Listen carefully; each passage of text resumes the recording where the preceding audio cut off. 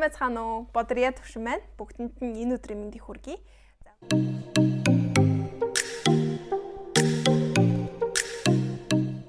За өнөөдрийн бичлэгээрээ би яг одоо та бүгдийн тайлбар хэсэгт харсанчлан ямар нэгэн улс руу, ер нь гадаад руу гэрээсээ ийшээ тийшээ явж суралцахдаа авч явах хэрэгтэй зүйлсүүд болон хэрэггүй 5 зүйлсүүдийг хуваалцахаар шийдсэн байгаа. Тэгэд энэ нь болохоор зөвхөн одоо би бол өөрөө Москва хотод суралцдаг.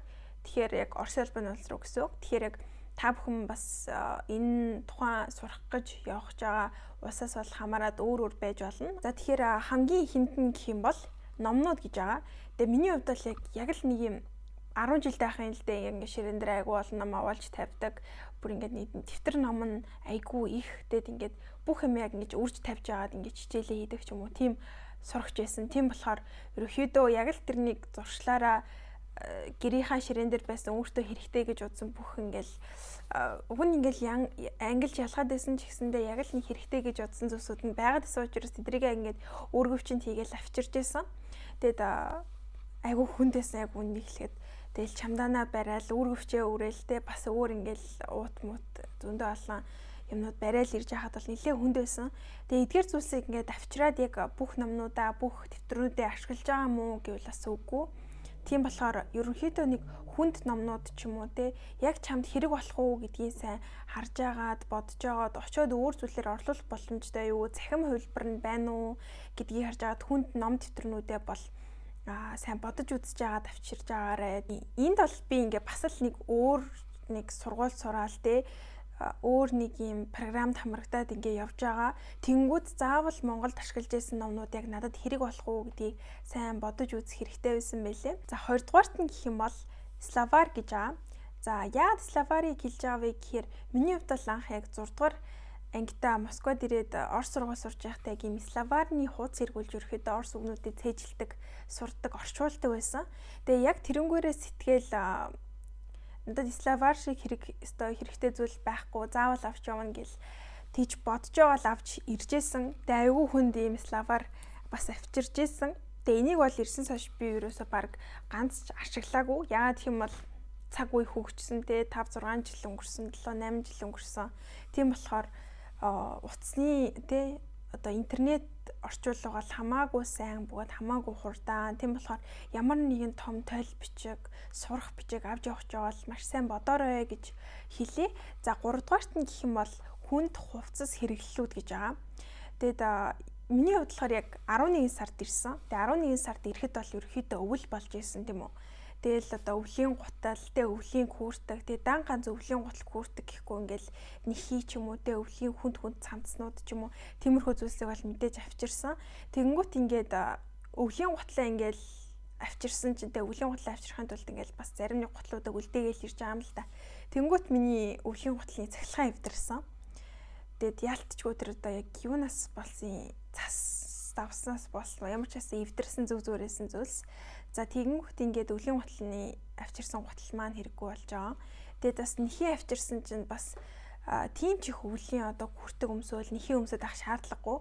Бүр манай сургууль ингээд сургууль татвар байр хоёр маань ингээд хамт байсан. Тийм болохоор бас тийм ч их ашиглагдаагүй. Тэгэхээр яг нэг ээлжийн хүртэг, нэг ээлжийн гутал байхад бол хангалттай. Тэгээд бас түүнээс гадна нэг зарим нэгэн хүнд хувцсандаа ч ихсэн бодолцож үзээрэй. Тэгээд бас би бол ерөнхийдөө цөөхөн хувцастай ирсэн.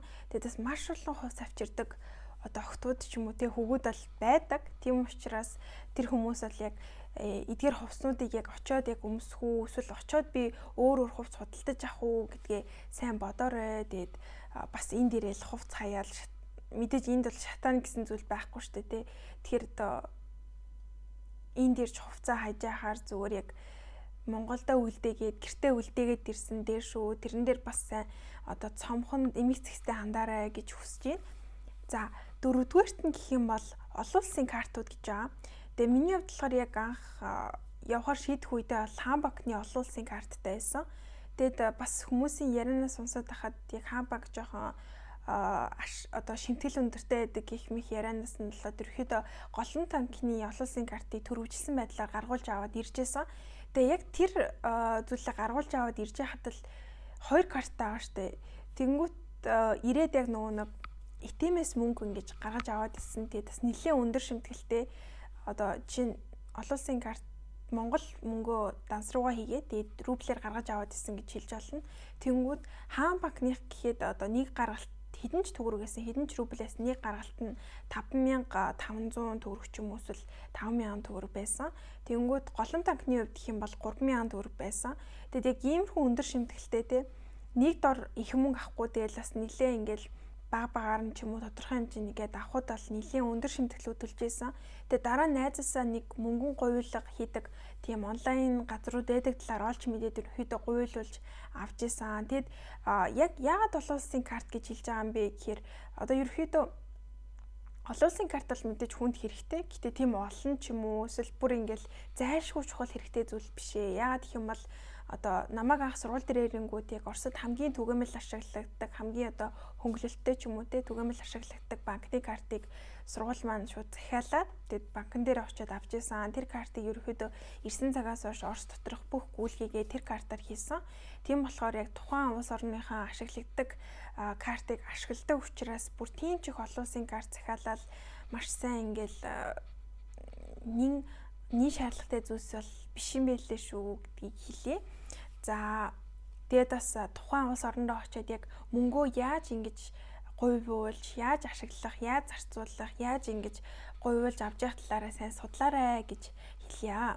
За 5 дугаарт нь гэх юм бол ерөөхдөө ямар нэгэн чимэглэлтэй хог чирхээ болио гэж байгаа. Тэгэхээр энэ яг юу гэсэн үг юм бэ гэхээр энд ирээд ингээд эд хогшлуудаа ингээд хараад үзэхэд бас нэлээд хэрэггүй зүйлсүүд бол нэг хит байсан. Тэгээд эднэрийг бол дурдаад яах вэ? Гэтэ бас ингээд явах ч байгаа ачаа бараагаа яг хэрэгтэй юу, хэрэггүй юу гэдгийг сайн бодоод үзээрэй. Тэгэд яалтчгүй ингээд миний хувьд бол тийм ч ингээд том биетэй амар хүчтэй биш те. Тэгэл ингээд гадаад оронд бол ингээд хүн амьтанд найдаал өргүүлээл байх нь хэцүү. Тэрний оронд аль болох цомхон тэгээд өөртөө ачаа тэр болоод байхгүйгээр чамдаантай, үргэвчтэй тийм хөнгөн шингэн явах шиг амар зүйл байхгүй юм билээ. Тийм болохоор та бүхэн ч гэсэндээ ачаа бараагаа баглахтаа аль болох өөрийнхөө тийм тухтай байдлыг бодоод яваарай гэж хүсье. За одоо болохоор бүгдээрээ яг хэрэгтэй 5 зүйлсийн талаар ярилцъя. За хамгийн ихнийх нь гэх юм бол уртцагч техник хэрэгслүүд гэж байгаа. За энэ бол бүр хамгийн чухал зүйлсүүдийн нэг юм шиг санагдсан. Яагаад гэх юм бол жишээ нь ингээд Оросд гэх юм бол одоо бүх ингээд розеткууд нь юм дуурга байдаг. Тэнгүүд одоо бидний Монголд хамгийн их ашигладаг юм хасах тэмдэгтэй зүйл чинь ерөөхдөө таарахгүй. Тэгээ энд байдаг ихэнх Азууд ерөөхдөө юм холбогчууд ашигладаг. Тэгээд угаасаа бидний нөгөө нэг ашигладаг юм шиндээ юм хасах тэмдэгтэй. Тэгээ холбогчууд ашигладаг. Тэгээ миний хувьд болохоор энд авчирсан нэг юм уртцагч маань бол бүр маш одоо хэрэг болдог. Тийм болохоор Орос руу ч юм уу эсвэл ерөөхдөө Европын орн руу ирж байгаа хүмүүс ахын бол юм уртцагч холбогчийн асуудлыг ерөөхдөө шийдчихмээр юм лээ. Тэгээд би болохоор ийм том уртцагч авчирсан. Энэ бол бүр надад бүр хамгийн их хэрэг болдог зүйлсүүдийн нэг. Тийм болохоор та бүхэн ч гэсэндээ яг тухайн одоо очиж байгаа улс орн чинь юу н ямархуу онцлогтой ямар юу хэрэгэлдэг талаар судалж байгаад очиороо би сүүлд сонсоход Японд бүх одоо розеткууд нь тийм хасах тэмдэгтэй байдаг гэдгийг хэлсэн. Тэгэхээр ингээд улс улсынхаа онцлогоос бол хамаард юм билээ шүү. За техник хэрэгслийн хувьд ч гэсэндээ өөртөө бол нэг хэрэгтэй байдаг холбоо барьдаг бүх зүйлсүүдээ ингээд цэнэгтэй байлгахын тулд эхний ээлжинд бол яг өөрийнхөө гэр орноосоо тэг их орноосоо ингээд худалдаад бүр ингээд яг өөртөө хэрэгтэй гэсэн зүйлсээ бүр яг чагсааж бичиж аваад авчирч ирж байгаараа. Тэгээ миний хувьд болохоор бас яг видео хийдэг болохоор ингээд одоо холболт хийх ч юм уу те ингээд нэлээд олон тийм жижиг сажиг юмуд хэрэгтэй байдаг. Тэгээ тэр болгоныг яг ингээд чеклж агаад авчирч ийсэн. Тийм болохоор та бүхэн ч гэсэн өөртөө яг хэрэгтэй техник хэрэгслүүдэд мартуу зай. Тэгээ мэдээж ингээд 1 2 3 жил болсны дараагаар бол мэдээж тавхнаад хаана нь юу боломжийн үнэтэй чанартай байдгийг нь олцсон тохиолдолд бол мэдээж эндээсээ худалдаж авч болно. Гэхдээ анх ирж байгаа анхан одоо оршин суугчийн хувьд бол тэр бол хүндрэлтэй шүү. За хоёрдугаарт нь гэх юм бол ийм жижиг сав суулгах тий тогоо гэж байгаа. Тэгэд яг хөө мэдээж зарим одоо дотуур байранд бол тэдэн ваттаас дээшээ зүйл хэрэглүүлдэггүй тий нөгөө галын аюулгүй байдал гэдэг үгнээсээ хэрэглүүлдэггүй гэсэн зүйлс бол байдсан байлээ. Гэхдээ яг ингээд аваад үзэхэд бол одоо анхан ирж байгаа хүн тий мэдээж хүн л алсан хоол ундны хэрэгцээ гарна. Тэгэд үргэлж бас ингээл удаанаас ингээл гадуур хооллоод авах хэцүү. Тэгээд миний хувьд бол бүр тэр чигээр яг ингээд гэрийн хоол идээд ингээд сурцсан хүн болохоор тэр бол маш чухал. Тэнгүүт ингээд жижигхэн нэг юм сав авчирч исэн би. Тэгээд тэрэндээ ингээд хөрхөн өндөг чанаад ч юм уу, каш буцалгаад ч юм уу идэх боломжтой тий. Тэнгүүт ингээд жижиг яагаад тогоо гэж байгаа юм бэ гэхээр нэг халуун тогоо гэд ярьдаг да. Тэр халуун тогоо болохоор ерөөхдөө Азууд маш их ашигладаг, ялангуяа хятадууд. Тэгээд тэр нэг юм жижигхэн хөөрхөн тогоо байгаа юм л да. Тэгээд доороо ингээд өндөг мөндгөө шараад хоол молоо, шүлтэ хоол молоо хийж идээд дээр нь ингээд хөрхөн жигнүүртэй, жигнүүр дээр нь бууз баншаа жигнийд идчих боломжтой. Тэр бол бүр үнэхээр универсал маш гоё санагдсан. Тэгээд тэр бол яг хөө мэдээж бүр хол улс орн руу явж байгаа хүмүүс бол бас мэдээж тийм тогоо шанах чирээд явах нь бол зохимжгүй.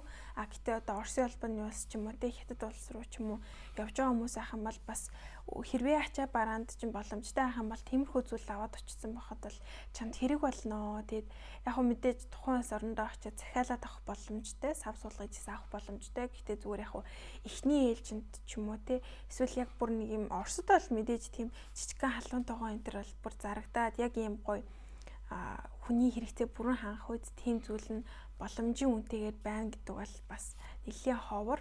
Тийм болохоор та бүхэн яг өөрсдөд чинь хэрэгтэй гэж бодсон зүйлсүүдээ Монголоосоо яг боломжийн үнээр аваад очоорой гэж хэлье. Дугаарт нь гэх юм бол одоо усны сав те одоо юу гэх юм утас цэнэглэгч гэх мэт өөрийн чинь яг гар одоо өдөр тутмын энэ чухал хэрэглээтэй зүйлсүүдээ заавал аваад яваарай. Жишээ нь би энэ хэрэгтэй бол ямар ч усны савтай ирээгүй.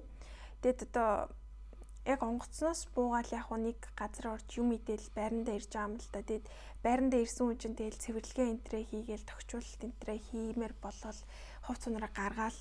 Тэгэд яг тэр өдрөө бол би бүр үнэхээр ам цангааж унтсан. Тэгээ маргааш өглөө өдрөн ч гэсэн юу ч идэж уухгүй байжгаад. Ягаад гэх юм бол би яг хаана юу байдгийг ч мэдэхгүй. Яг утсандаа сим авч тавьж байгаа юм л да. Гэтэ ялтчгүй л ингээд цаанаасаа л бүр юм юу ч мэдэхгүй дээ. Өмнө яг энд ирээд амьдарч байсан ч гэсэндээ шал өөр районд те шал өөр дүүрэгт шал өөр орчинд ингэж амьдарч байгаа. Ээж автаа хамт амьдарч байгаад явсан. Тэгээ өөрөө ганцаархнаа ингээд өөр орчинд хүрээд ирэхэд бол хүн бүр ингээд яг юу болоод байгаа мэддэггүй. Тийм болохоор эхний нэг 7 хоногтоо л бүр нэлээд тийм төөрсөн хүн шиг байдаг. Тийм болохоор ерөөхдөө усны савтай утас цэнгэлэгч гэх мэт зүйлсүүдээ өөртөө авч явж байгаарэ. Өөртөө авчираараа, очиод авчи, очиод болчин гэдэг зүйл бас эхний 7 хоногт эхний сардаа хэцүү байдэн шүү гэж хэлье. За дөрөвдүгээрт нь гэх юм бол шар тос, борц, ааруул гэх мэт зүйлс. За энд эдгээр зүйлсүүд бол зүгээр хамгийн энгийн хэрэгтэй шиг санагдчихэж магадгүй. Гэхдээ яг нэг юм гэрээ сонсон, жоохон юм борцсон, шар тоссон, тэгээ цагаан эдэршсэн ааруулсан тийм үед бол үнэхээр хэрэгтэй байдаг. Борцыг ч гэсэн ингээ жоохон шүлэндөө хийгээд идэхэд нэг юм гэрийнхэн хоолыг идсэн юм шиг тий. Шар тоснд ингээл жоохон шар тоснд өндөг шараад идэхэд айгүй гоё үнэртэй.